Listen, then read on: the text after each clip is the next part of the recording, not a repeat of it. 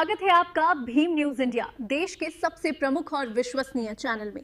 आप देख रहे हैं भीम न्यूज इंडिया। नमस्कार, मैं आपके साथ हूं। आइए जानते हैं आज की ताजा अपडेट्स। देश और दुनिया में क्या चल रहा है उसकी पूरी जानकारी लेकर हाजिर हैं। सबसे पहले बात करते हैं आज के मुख्य समाचार की। भीम न्यूज इंडिया देख रहे हैं आप विनय कुमार सिंघल के साथ। लोकसभा अध्यक्ष श्री ओम बिरला ने रामगंज मंडी विधानसभा क्षेत्र में चिकित्सालय भवन में नए चिकित्सा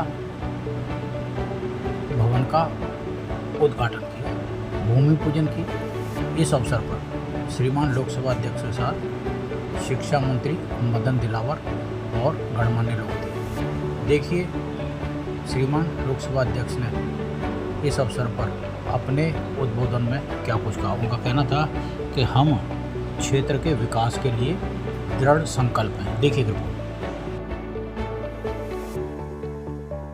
सालों का जमा लोहा पिघल रहा है, विकास का पहिया तेज गति से चल रहा है और माननीय लोकसभा अध्यक्ष जी के आशीर्वाद जो मिले, समूचे हाड़ौती का, कोटा बूंदी का नक्शा बदल रहा है। सम्माननीय लोकसभा अध्यक्ष। भारत माता की।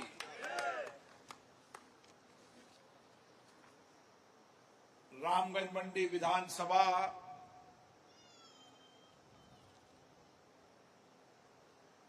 जिसमें अभी तक 452 करोड़ के शिलान्यास और लोकार्पण के साथ विकास की नई धारा बह रही है।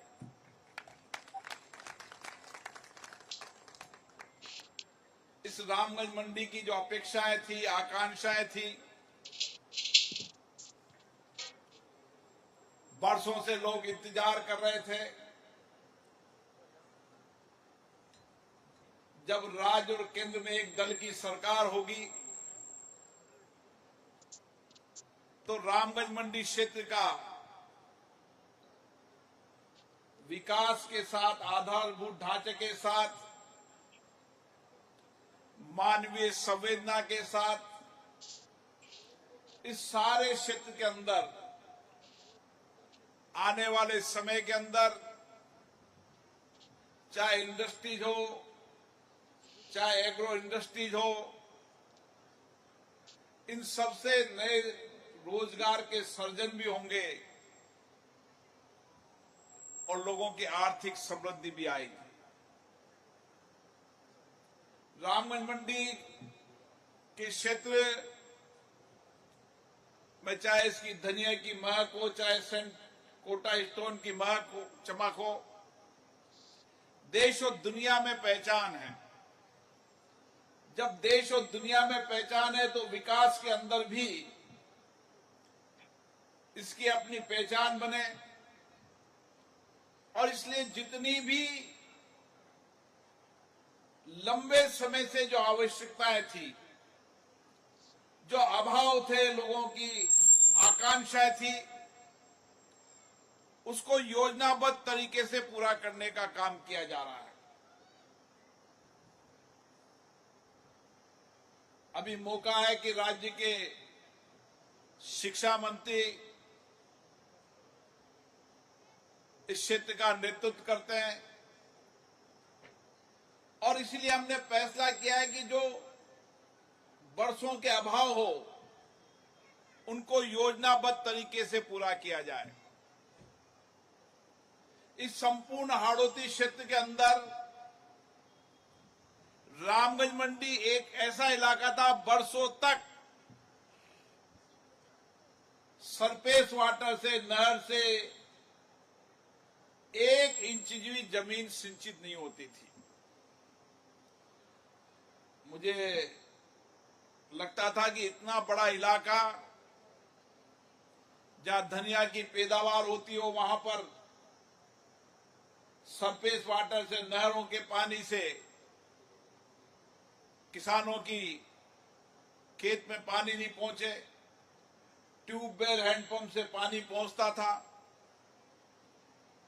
आज सारे क्षेत्र के अंदर आने वाले समय के अंदर चाहे तागली का बांध हो, चाहे पाटली नदी हो, राणा प्रताप सागर से, कुंडाल से होते हुए नहर हो और जो जो इलाके बचे हुए हैं उन सारे इलाके को कैसे सिंचित किया जा सकता है, इसकी योजना बनाई जा रही है।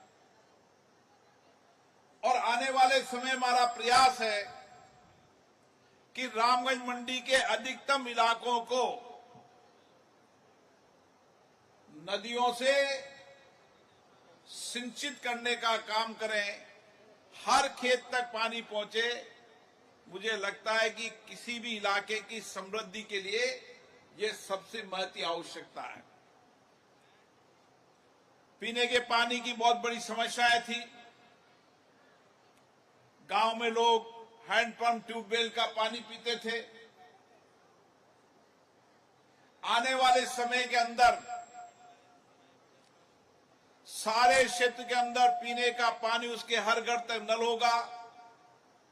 जो माननीय प्रधानमंत्री नरेंद्र मोदी जी ने लाल किले से आह्वान किया था, आज सारे गांवों के अंदर पीने का पानी पहुंच गया है। लेकिन कई गांवों के अंदर पानी कई दिनों में या कई घंटों में आता है। इस 2 साल के अंदर हर गांव के अंदर पीने का पानी रोज उसके घर तक पहुंचेगा और रामगंज मंडी में भी 12 घंटे लोगों को पानी मिलेगा। पानी हो, बिजली हो। अभी मदन जी ने बताया, देश और राजस्थान का पहला सैनिक कन्या विद्यालय रामगंज मंडी में बन रहा है। सुकेत में कन्या महाविद्यालय बन रहा है, ITI बन रही है, पॉलिटेक्निक बन रही है, वेद विद्यालय बन रहा है, संस्कृत महाविद्यालय।